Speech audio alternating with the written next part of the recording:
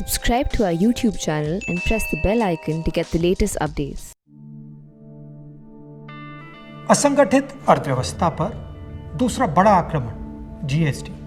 GST UPA का idea था। एक टैक्स, कम से कम टैक्स, साधारण सरल टैक्स। एनडीए का जीएसटी बिल्कुल अलग है। 4 अलग अलग टैक्स, 28% तक टैक्स और बड़ा कॉम्प्लिकेटेड, समझने को बहुत मुश्किल टैक्स। जो स्मॉल एंड मीडियम बिजनेसेस हैं वो इस टैक्स को भर ही नहीं सकते और जो बड़ी कंपनियां इसको आसानी से भर सकती हैं वो 5, 10, 15 अकाउंटेंट्स लगा सकते हैं। ये 4 अलग अलग रेट क्यों हैं?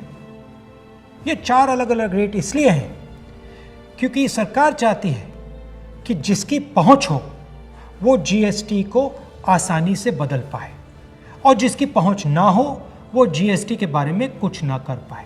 पहुंच किसकी है? हिंदुस्तान के सबसे बड़े 15-20 उद्योगपतियों की पहुंच है। तो जो भी टैक्स का कानून वो बदलना चाहते हैं वो इस जीएसटी रेजिम में आसानी से बदल सकते हैं। और एनडीए की जीएसटी का नतीजा क्या है कि आज हिंदुस्तान की सरकार स्टेट्स को जीएसटी का पैसा ही नहीं दे पा रही है। प्रदेश एम्प्लॉइज को, टीचर्स को पैसा नहीं दे पा रहे। तो जीएसटी बिल्कुल फेल है, मगर ये सिर्फ फेल नहीं है, ये एक आक्रमण है गरीबों पर, स्मॉल एंड मीडियम बिजनेसेस पर। जीएसटी टैक्स की व्यवस्था नहीं है, जीएसटी हिंदुस्तान के गरीबों पर आक्रमण है।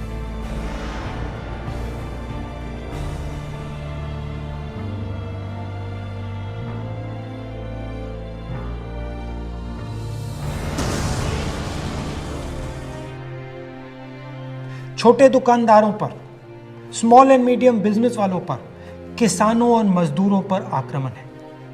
हमें इस आक्रमण को पहचानना पड़ेगा और मिलकर एक साथ इसके खिलाफ हम सबको खड़ा होना पड़ेगा।